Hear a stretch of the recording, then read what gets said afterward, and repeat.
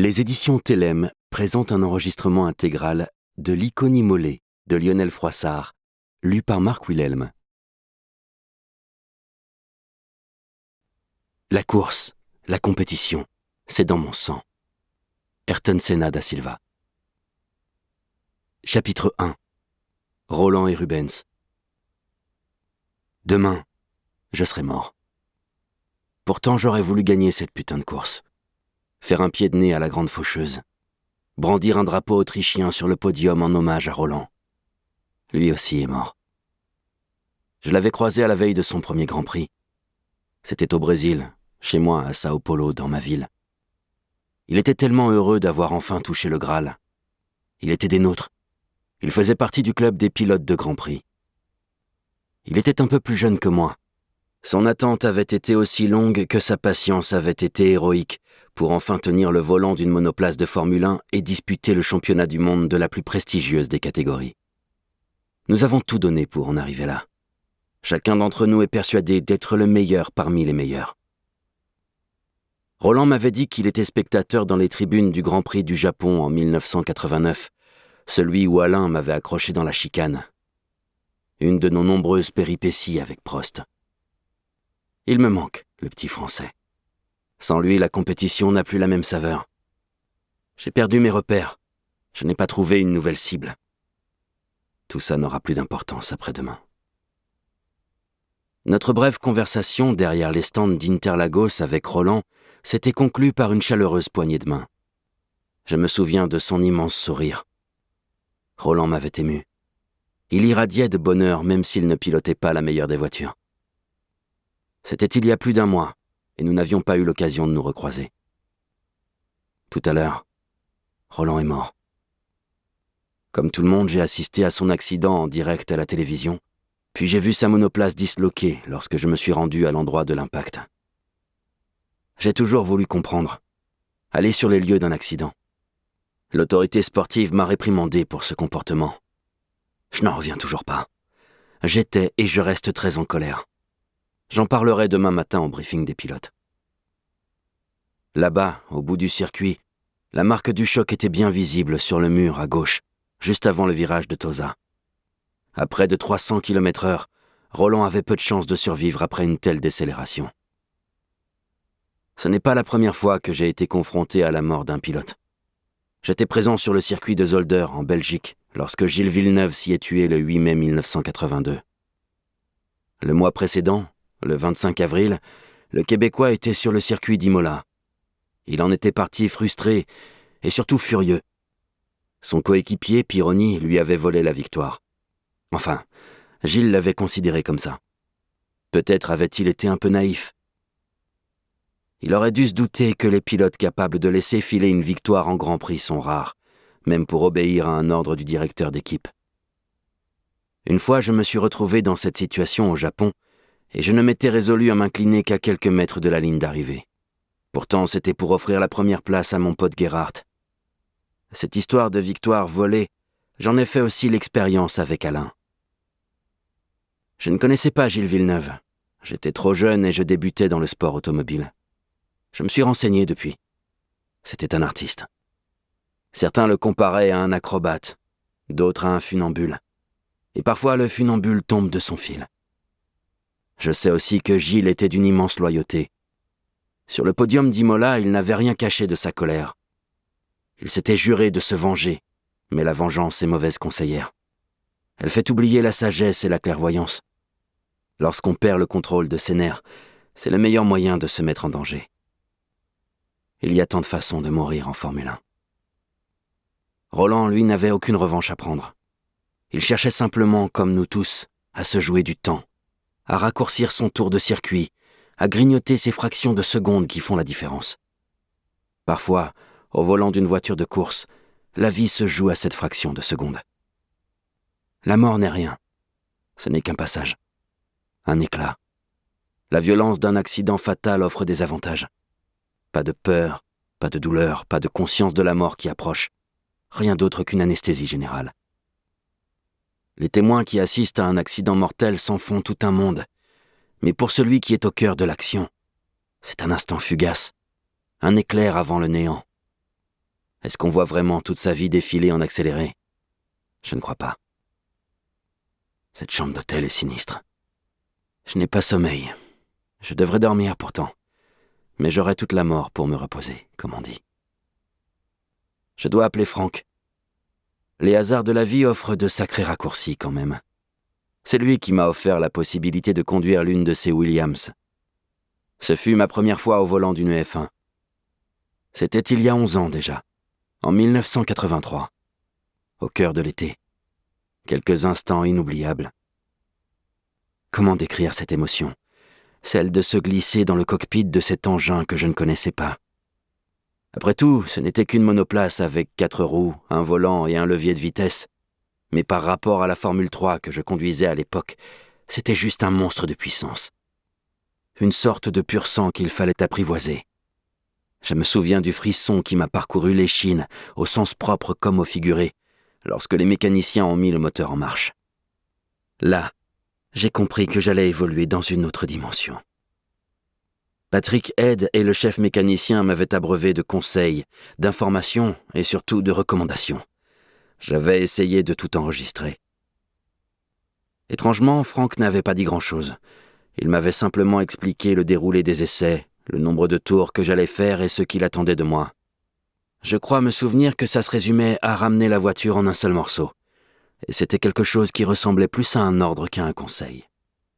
Cette voiture, que je trouvais magnifique, avait disputé le week-end précédent le Grand Prix de Grande-Bretagne aux mains de Keke Rosberg, un ancien champion du monde. Ce n'était donc pas une antiquité sortie du fin fond d'un entrepôt que l'on me confiait, mais un véritable bijou. L'une des meilleures monoplaces du moment. J'étais arrivé très tôt dans le stand à Donington, un petit circuit que je connaissais bien pour y avoir couru des dizaines de fois dans les catégories inférieures. Je m'étais fait à l'idée et préparé à ce que tous mes repères volent en éclats, ou plutôt qu'ils ne me soient d'aucune utilité. Un des pilotes de l'équipe Williams avait établi un chrono de référence, sans doute pour me situer, mais personne ne m'avait demandé de m'en approcher ou de le battre. C'était simplement un repère. Pourtant, dans mon esprit, et dès que la voiture s'ébroua vers la sortie de la ligne des stands, dans un bruit infernal et assourdissant malgré mes bouchons de protection dans les oreilles, mon idée fut de faire mieux que ce chrono que j'avais vu inscrit sur la tablette que Frank tenait dans ses mains. Je m'en approchai après quelques tours, et alors l'un des responsables de l'écurie, Patrick, ou peut-être Frank lui-même, décida de m'arrêter pour me demander de ne pas trop pousser, que je n'étais pas là pour battre des records, simplement pour me familiariser avec le pilotage d'un monstre de vitesse, de puissance, de tenue de route, de freinage, d'accélération, qu'est une F1. Je me souviens avoir assuré que tout était sous contrôle et que je n'étais en rien débordé par les événements. Ce n'était pas de l'arrogance, c'était simplement la vérité. Je me sentais bien au volant de cet engin, même si j'ai ressenti après quelques tours que je n'avais pas la condition physique nécessaire pour garder une telle cadence pendant des dizaines de tours. Je n'aurais sans doute pas pu tenir la durée d'un Grand Prix, mais là n'était pas la question. Quand je fus à nouveau autorisé à reprendre la piste, mon objectif n'avait pas changé. Je parvins à améliorer le temps de référence et lorsqu'on m'arrêta une fois le programme prévu atteint, je ne perçus rien des sentiments de Frank et des membres de l'équipe. Les Britanniques ont entre autres cette particularité d'être capables de ne rien montrer de leurs émotions ou de leurs opinions. Donc, Frank ne dit rien ce jour-là de particulièrement encourageant ou prometteur. Je crois qu'il fit simplement une blague sur le fait que la voiture était bien en un seul morceau. On se quitta là-dessus en sachant l'un comme l'autre que nos trajectoires respectives se croiseraient à nouveau. Enfin, moi, je me disais qu'un jour je conduirais pour Frank l'une de ses voitures en Grand Prix. J'avais vu juste. J'ai rejoint son écurie cette année. Frank est un homme dur. Il n'a pas eu la chance de mourir dans un accident de voiture. Il vous dira sans doute le contraire, que cet accident a été l'épreuve fondatrice ou révélatrice de sa vie, que toutes ses souffrances et cette tétraplégie irréversible l'ont construit. Depuis 1986 et son accident sur une route du Var, c'est un homme assis, et il ne peut rien y changer. Il y a un détail qui le réjouit.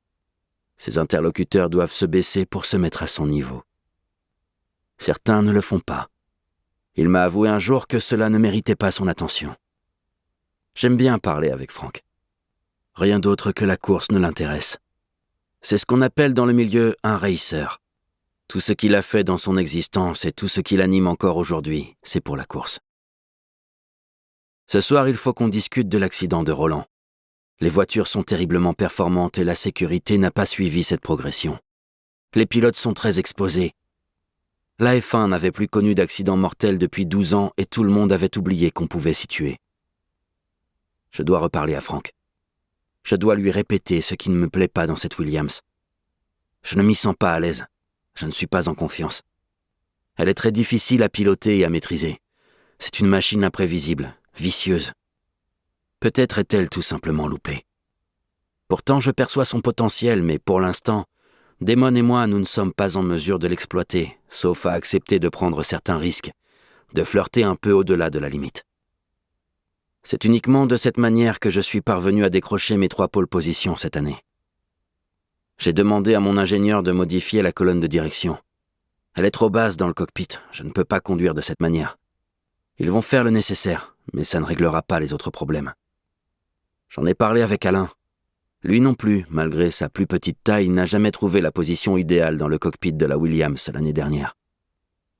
Je prends conscience que j'ai vécu 6 années de rêve chez McLaren. J'étais choyé, écouté, chouchouté, respecté, et je crois admiré. Chez Williams, je ne suis qu'un employé. Le mieux payé, se plaît à dire Frank, mais simplement un employé parmi les autres. Je ne suis pas heureux. L'équipe est dévouée, mais je ne suis plus la priorité. Alain m'avait prévenu. Il avait raison. Je vais appeler Adriane au Portugal. Ce week-end, elle est partie directement dans ma maison en Algarve. Je ne voulais pas qu'elle vienne à Imola. Elle m'attend là-bas. Ça ne va plus entre nous. Depuis le début de la saison, on ne fait que se croiser, pas plus. Nous devrions nous retrouver dimanche soir. Pourquoi attendre pour lui parler ? Je dois lui dire que c'est fini. De toute façon, notre relation n'a pas d'avenir. Ma famille ne l'apprécie pas, et je veux me concentrer sur la course, rien d'autre.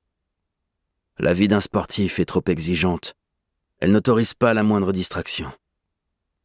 La compétition à ce niveau absorbe toute l'énergie.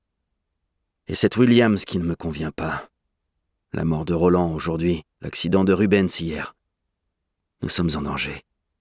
La F1 est en danger. Elle ne peut pas se permettre un tel spectacle. Ce ne sont plus les jeux du cirque.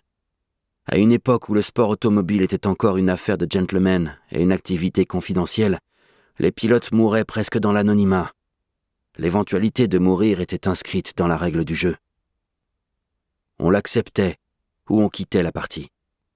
Cette fatalité n'est plus acceptée. Elle n'est plus acceptable. J'aime ce sport plus que tout. Rien n'est comparable au flot d'adrénaline que procure le pilotage de ces voitures. Ce sont les plus performantes au monde, et nous sommes à peine une trentaine de privilégiés à pouvoir en profiter. Comment se passer de cette sensation unique lorsqu'on aborde une courbe à pleine vitesse, cette impression de ne faire qu'un avec la machine? Il faut sentir comme son corps semble rétrécir à chaque freinage, ou s'allonger à la moindre accélération. J'aime cette contrainte qui nous étreint dans les courbes rapides, le casque qui semble vouloir nous arracher la tête lorsque la force centrifuge devient extrême.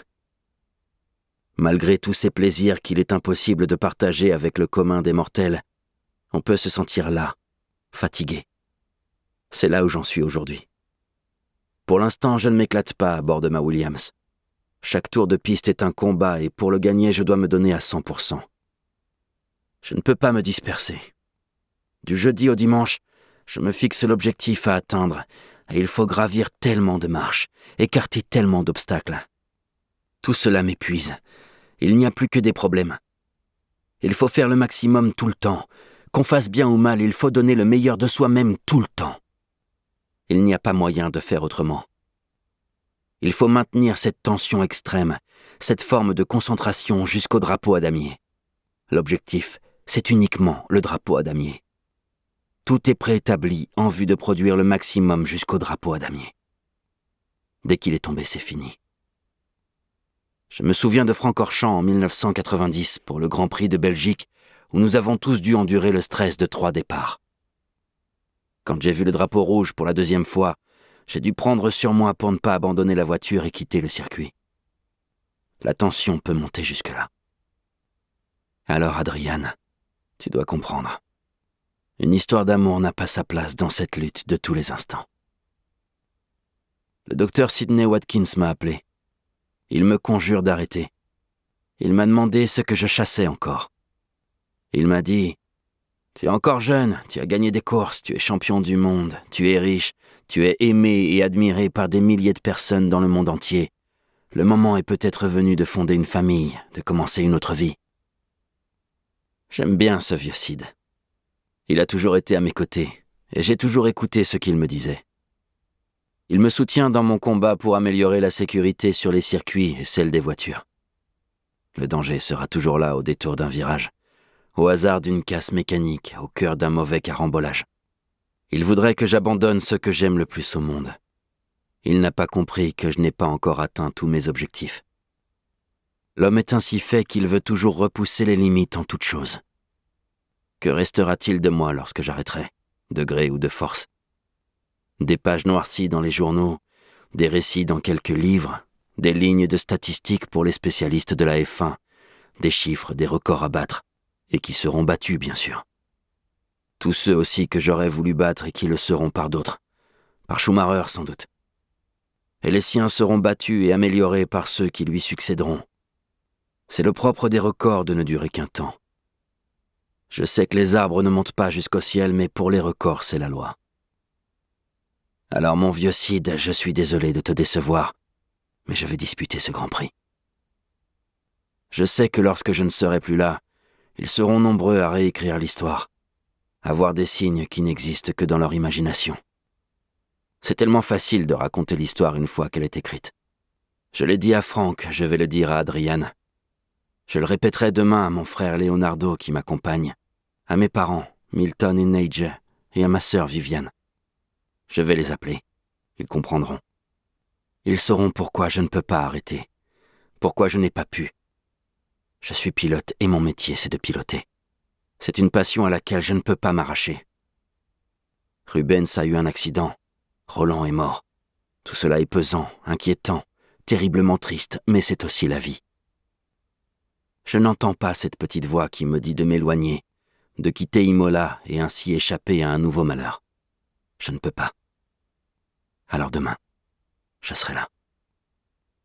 Je vais lire la Bible, comme toujours les veilles de course. Elle va m'aider à trouver le sommeil. Je dois aussi dormir, il le faut. Demain, je trouverai un drapeau autrichien et je vais gagner cette course. Demain, je serai mort.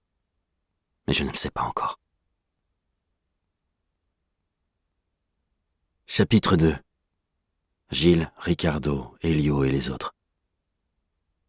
Ce samedi soir, je ressens la tristesse épaisse et lourde écraser les épaules de tous ceux concernés de près ou de loin par la F1. J'avais prévu de dîner en compagnie de Joseph, mon fidèle physio. C'est son anniversaire et je veux passer ce moment avec lui.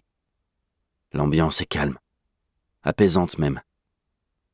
J'ai rencontré Joseph en arrivant chez McLaren il y a 6 ans. Depuis, il est toujours avec moi. Habituellement réservé et avare de mots, il est ce soir intarissable en évoquant la courte carrière de Roland, un compatriote qu'il connaissait bien. En l'écoutant, je suis partagé entre l'envie de rester pour la course de demain et celle de récupérer mes affaires à l'hôtel Castel San Pietro, de demander à Owen, le pilote de mon avion, de déposer un plan de vol pour rejoindre Faro au Portugal, où m'attend Adrian, et enfin lui dire que notre vie allait changer. À quoi cela sert-il de disputer un Grand Prix après ce drame? Pendant le dîner, Joseph m'a demandé si je voulais courir demain. Comment lui dire que je suis déchiré entre mon désir de partir loin d'Imola et l'absolue nécessité d'être au départ? Avant de quitter le restaurant, je me suis arrêté à la table de Braga, qui dînait en compagnie de mon frère Leonardo. Braga est un ami de longue date, un vieux monsieur fou de sport. Il a mérité de profiter de sa retraite après une vie professionnelle bien remplie. Il est capable de faire 12 heures d'avion depuis le Portugal, où il habite désormais, pour assister à un Grand Prix, un match de football, une compétition de ski ou d'athlétisme, par pure passion. Pour ce premier Grand Prix de la saison disputé en Europe, il tenait à être là. Il m'a été d'un grand secours au début de ma carrière. Il est comme un deuxième père pour moi, et je suis toujours attentif à ses conseils. Je lui ai confié mes doutes sur la course de demain. Il m'a dit d'écouter ce que me disait mon cœur. Et mon cœur a fini par me dire de rester. Plus tard dans la soirée, en parlant avec Franck du drame de la journée, et aussi de ce qui s'est passé hier, et même depuis le début de la saison, je prends conscience que ma mission, et même mon devoir, sont de disputer cette course. Pour son équipe, pour mes mécaniciens, pour tous ceux qui m'ont soutenu depuis mes débuts en F1 et qui veulent me voir conquérir un autre titre. Et aussi pour les tifosi. Nous, les pilotes, devons offrir le spectacle pour lequel tous ces gens se sont déplacés. Bien sûr, la plupart veulent voir triompher une Ferrari, surtout celle de mon ami Gerhardt, qualifié juste derrière moi. Et je n'ai pas l'intention de lui rendre la tâche facile. Une fois au volant, l'amitié ne compte plus. Ce n'est même pas une question d'honneur ou de rivalité. Ça ressemble plus à un jeu. Alors non, il n'est pas question de m'abstenir, de quitter Imola et l'Italie en acceptant le risque de peut-être ne plus jamais y revenir. D'autant que j'ai toujours aimé disputer une course dans ce pays où ma mère Neige a ses racines. Je garde de merveilleux souvenirs de l'époque du karting lorsque je venais m'entraîner à Parme ou à Jesolo. Je l'ai souvent dit, le karting, c'est du pur racing. Juste la joie du pilotage. Un plaisir que je n'ai plus jamais connu avec une telle insouciance et une telle intensité. Imola est une jolie petite cité comme il en existe beaucoup en Italie, fière de son château, de ses vieilles bâtisses, de son histoire. Comme la plupart des villes de province italiennes, les murs sont discrètement colorés. C'est un mélange de solides maisons anciennes et de constructions plus récentes sans charme, mais vastes et fonctionnelles. Pour les amateurs de sport automobile, Imola est juste un circuit. Le fleuve Santerno en délimite la frontière, à flanc des premières collines sur lesquelles le circuit déroule son ruban de goudron. En arrivant du centre-ville, le cours d'eau dessine comme une douve naturelle qu'il faut franchir pour accéder à l'autodromo Enzo e Dino Ferrari, ainsi baptisé en l'honneur du célèbre ingénieur et de son premier fils. Imola est un circuit technique très difficile à dompter, avec des courbes rapides, des virages abordés en aveugle à cause de la topographie accidentée. C'est aussi une succession de freinages délicats. Ce tracé met en évidence la bravoure et l'adresse des pilotes. C'est un circuit à l'ancienne, qui ne pardonne pas la moindre erreur. Les murs ne sont jamais loin et sanctionnent durement ceux qui font un écart. Hélas, Roland l'a payé de sa vie. Je suis venu courir à Imola pour la première fois à mes débuts en Formule 1 il y a tout juste 10 ans. J'ai immédiatement aimé le dessin de ces enchaînements et ces belles courbes. L'ambiance y était typiquement italienne, avec des milliers de tifosi venus encourager Michele Alboreto et René Arnoux, les pilotes de l'écurie Ferrari, la Scuderia comme on l'appelle. Les usines Ferrari sont situées à moins de 100 km. C'est en quelque sorte l'un des fiefs de la Scuderia. Pourtant, je ne garde pas un super souvenir de cette première visite. Un conflit politique et économique qui me dépassait à l'époque opposa alors mon équipe à son fournisseur de pneumatiques. Nos Tollman en furent ainsi privés le premier jour des essais. Sans possibilité de participer aux premières séances d'essais, je fus bloqué au stand le deuxième jour par un problème technique lors des ultimes qualifications. Des contretemps qui m'empêchèrent de participer à la course. Ironiquement, cette année-là, je fus également interdit du Grand Prix d'Italie à Monza, le boss de Tollman, fâché par l'annonce de mon futur transfert chez Lotus, m'ayant mis à pied. À chaque fois, ce fut pour moi une immense douleur de regarder mes adversaires rouler sans que je puisse me mêler à la ronde. C'est ce que doit ressentir Rubens ce soir, victime d'un accident effrayant hier. Tout le monde dans les stands et le paddock a entendu le bruit du choc de sa Jordan s'écrasant dans les grillages après avoir percuté le mur de pneus dans la chicane juste avant la ligne droite des stands. Le fracas du châssis en fibre de carbone avait fait résonner un violent craquement. La séance a été aussitôt interrompue et un silence inquiétant a succédé au vacarme des moteurs. Je me suis précipité vers le centre médical du circuit pour prendre de ses nouvelles. Il y avait là une effervescence incroyable autour du bâtiment, avec une nuée de journalistes et toutes les télévisions du paddock. Ce n'est jamais bon signe. L'odeur du sang mêlée à l'attrait du sensationnel. J'étais très inquiet pour mon ami, mais lorsqu'il apparut avec seulement le bras en écharpe et un pansement sur le nez, je fus rassuré. Lui était tout sourire, Nous sommes tous les deux nés à Sao Paulo. Comme moi, il a des origines italiennes. Je l'ai aidé lors de ses débuts en karting. Je suis fier qu'il ait rejoint le peloton de la F1 l'année dernière. Je me souviens que le jour du Grand Prix d'Europe en Angleterre en 1993, à Donington Park, les observateurs m'ont encensé pour mon premier tour d'anthologie sous la pluie. Certains l'ont même baptisé « The Lap of the Gods ». À cause de ça, et parce que je me battais pour la première place, personne n'a remarqué la remontée de Rubens au cœur du peloton. Il est passé de la 12e à la 4e place lors de ce premier tour avalé dans la tourmente. Son exploit est resté anonyme, mais nous en avons souvent discuté tous les deux. Pour les pilotes sud-américains, l'entraide n'est pas un vain mot. Après Rubens, j'ai conseillé Mauricio Gugelmin. Nous avions été adversaires en karting. C'est cette rivalité qui nous a rapprochés. Mauricio a habité chez moi en Angleterre. Nous avons d'abord partagé un petit appartement et lorsqu'il s'est marié, il est venu habiter avec sa femme Stella dans ma maison à Esher, au sud de Londres. C'était formidable de pouvoir partager nos expériences, nos doutes, nos espoirs, nos rêves, nos succès. J'avais débarqué en Angleterre en 1982, à la suite d'un véritable conseil de famille où il avait été décidé que je devais m'exiler pour assouvir ma passion de la compétition. Si je voulais le faire sérieusement, je ne pouvais plus me contenter d'aller-retour entre le Brésil et l'Europe, comme du temps du karting. À mon arrivée au Royaume-Uni, c'est Chico Serra qui a joué le rôle de parrain, ou de grand frère, pour moi. Il a été un maillon essentiel de la chaîne dans ma carrière.